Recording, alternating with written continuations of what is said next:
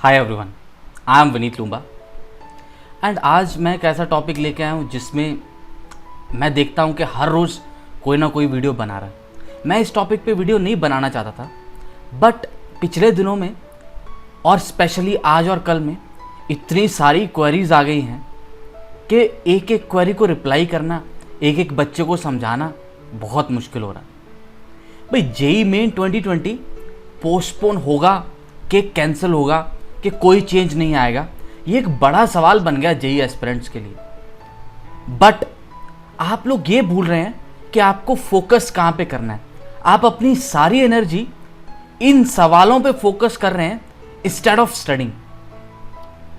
अगर आपने ये वीडियो कंप्लीट देख लिया तो I am very much sure कि इसके बाद आप अपना 1 मिनट भी वेस्ट नहीं करेंगे इस पर्टिकुलर टॉपिक पे। ये टॉपिक की वजह से कई सारे बच्चों का जो स्कोर है वो कम होता जा रहा है, आपको पता भी नहीं चल रहा। आप इसकी प्रोक्रास्टिनेशन में, इसके डायलेमा में घुसते जा रहे हैं। एक दलदल बनता जा रहा है ये चीज कि आप इसमें से निकल ही नहीं पा रहे हैं। आपके मन में हर वक्त एक ही सवाल रहता है। आप जिससे भी इंटरेक्ट करते हैं आप उससे एक ही सवाल पूछ रहे हैं कि भाई जेईई मेन पोस्टपोन होगा कि कैंसिल होगा कि उसी डेट्स में होगा जो डेट्स अभी दी गई। मैं आपको लाइकली सिनेरियोज बताऊंगा। हालांकि आज सुप्रीम कोर्ट में सीबीएसई को, एचआरडी मिनिस्ट्री को आंसर देना है कि कब एग्जाम्स होंगे कब नहीं होंगे। That is a separate scenario. Dates change हो चाहे या ना हो, एग्जाम कैंसिल हो चाहे अगले साल हो, कुछ भी scenario, what ever be the scenario, why are you focusing your energy in the wrong direction? That you have to understand. Why?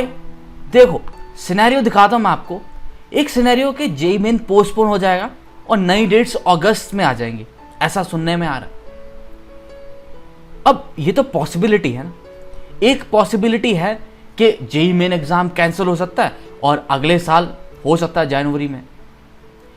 एक पॉसिबिलिटी ये है कि भाई कोई भी चेंज नहीं होगा। अब यार तीनों ही सिनेरियो में तुम ये बताओ तुम्हारी प्रेपरेशन में क्या चेंज आएगा। अगर एक बच्चे को मैं राम बोलता हूं और एक बच्चे को मैं आम बोलता हूं, तो राम जो है वो पहले उतना इंटेलिजेंट नहीं था, पहले उसने उतनी जेईई की प्रेपरेशन नहीं करी थी। बट बोर्ड एग्जाम्स के बाद अब उसको 3 से 4 महीने मिल गए तैयारी करने के लिए। वो अपना पूरा 100% एफर्ट लगा रहा है और आगे लगाता रहेगा जब तक जेईई का एग्जाम नहीं हो जाता। So he is giving his 100% effort. ये बंदा वो है जिसने 2 साल कोचिंग करी थी, बहुत बढ़िया इसका लेवल था। जेईई में जनवरी में इसका अच्छा परसेंटाइल आया, उसको ये और इम्प्रूव कर सकता था। बट पिछले 3-4 महीने से ये उसी डायलेमा में फंसा हुआ है कि भाई जेईई का एग्जाम कब होगा, जब एग्जाम की डेट आएगी तब मैं पढ़ना ढंग से स्टार्ट करूंगा। तो that is a wrong strategy ना, ये रॉन्ग अप्रोच है। आप इस लाइन ऑफ थॉट पे चलिएगा तो ये लड़का राम जो है वो आम को बहुत जल्दी पीछे छोड़ देगा। आपका जो रिटेंशन पावर है वो कम होता जा रहा है, इसका बढ़ता जा रहा है। So at some point of time this student who has not prepared for JEE for the last 2 years and who has been serious only for the last 3-4 months, he will be able to crack the exam with a better rank, with a better percentile. आप ये देखिए exam जितना delay हो रहा है उतना competition बढ़ रहा है। आप ऐसा मत सोचें ये कंपटीशन कम होता जा रहा है। बहुत सारे लोग हैं जिन्होंने पढ़ना स्टार्ट कर दिया। शायद ये लोग बाहर चले जाते, शायद ये लोग यूनिवर्सिटीज़ में एडमिशन ले लेते, बट अब इनके पास समय है तो इन्होंने अपना एम चेंज कर लिया और ये भी इंजीनियरिंग की तैयारी में जुट गए।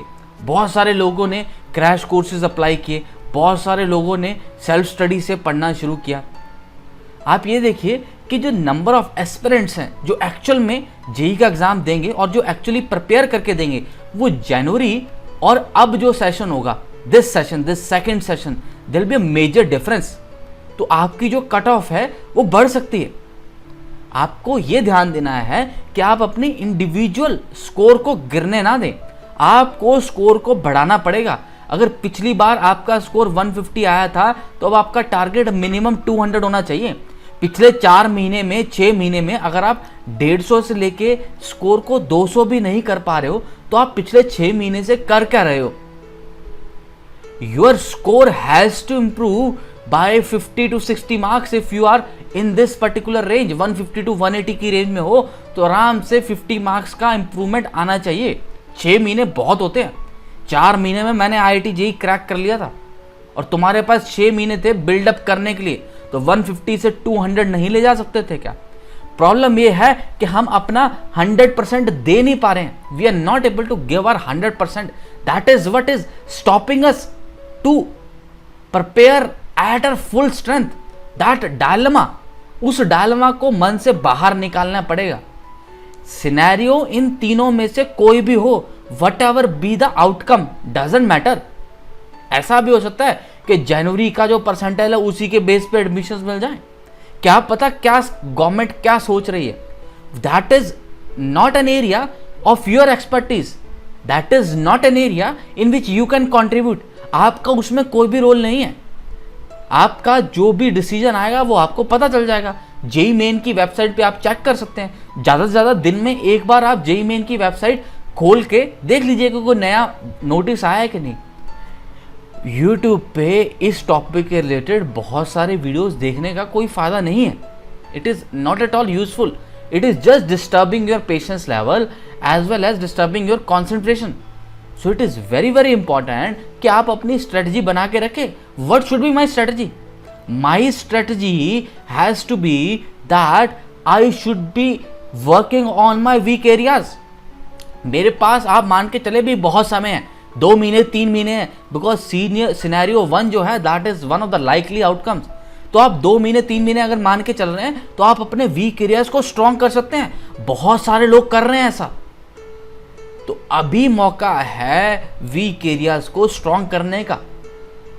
जैसे जैसे स्ट्रॉन्ग करते चलेंगे, पिछले एरियाज को पढ़ते चलेंगे, रिवाइज करते चलेंगे, वैसे वैसे आप बहुत सारे लोगों को पीछे छोड़ते चलेंगे। अब ये खरगोश और कच्छू कमे की रेस हो गई है, टॉर्टवाइज एंड रैबिट की रेस। अब खरगोश तो बहुत सारे थे, अप्रैल में देखा जाए तो बहुत सारे रैबिट थे और टॉर्टवाइज जो थे वो बहुत पीछे थे। बट अब कई सारे टॉर्टवाइज आगे निकल गए हैं और कई सारे टॉर्टवाइज आगे निकल रहे हैं, क्योंकि आपने 2 साल प्रेपरेशन की। मैं समझ सकता हूं अब हमारे मन में एक ऐसा फील आ सकता है कि भाई मैं थक गया हूं ना, क्योंकि 2 साल प्रेपरेशन करना बहुत मुश्किल है। जो लोग 9-10 से पढ़ रहे हैं उनके लिए और भी मुश्किल है। Your dilemma is understandable, but you have to show your strength, because this is the time of showing the strength, not your weaknesses. आपको दृढ़ मन से निश्चय करना पड़ेगा कि आपका एकमात्र फोकस IIT का एग्जाम क्रैक करना ही होगा, ना कि YouTube वीडियो से ये देखना कि एग्जाम पोस्टपोन हो रहा है कि नहीं। So this should be your last video on JEE main postponement.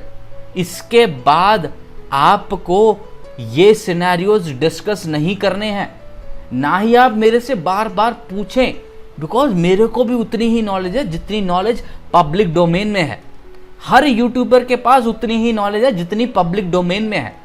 जितनी वेबसाइट्स पे न्यूज़ चैनल्स दिखा रहे हैं उतनी ही नॉलेज है। कोई भी बंदे को ये नहीं पता कि डिसीजन क्या होगा, क्योंकि डिसीजन अभी लिया ही नहीं गया। सो हो सकता है आज डिसीजन आ जाए, ठीक है, आपके मन को हो सकता है थोड़ी शांति मिलेगी उससे। बट अगर पोस्टपोन होता तो फिर अगली डेट्स के समय आप फिर से इसी डायलेमा में रहेंगे। So just remove this dilemma and focus on what you can work on. You can work on your weak areas, you can improve your subjects. आप अपने स्कोर को बूस्ट करें 150, 200, 250। Keep a higher target, try to achieve it through the mock test and then keep on improving yourself. मेरे से query पूछे तो अपनी improvement की पूछें। टेलीग्राम ग्रुप पे ये मैसेज मेरे को ना भेजें टेलीग्राम पे कि भाई पोस्टपोन होगा कि नहीं होगा। No one can tell that.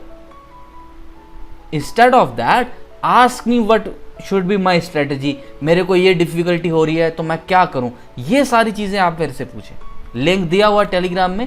I am always there to help you out, but please focus your energy on what is important. and not on what every YouTuber is selling to you. That is just for views and ads and watch time. Don't do that. Don't waste your future on that. अगर आप Unacademy plus पे हैं तो मेरे courses को enrol करें. अगर ये आपके वीक चैप्टर्स हैं तो इन पे वर्क करें. मेरी फ्री प्रोफाइल पे कई सारे कोर्सेज हैं, वो देखें. और हमारे चैनल को सब्सक्राइब रखें. अपडेट्स आपको मिलेंगी, बट तभी मिलेंगी जब कोई एक्चुअल में अपडेट आएगा. Then only I will be now sending a video for this particular session, that is postponement of JEE 2020 mains. I will say thank you and I wish you all the very best. I hope you will improve yourself on this front in the coming days. Bye bye. Stay blessed.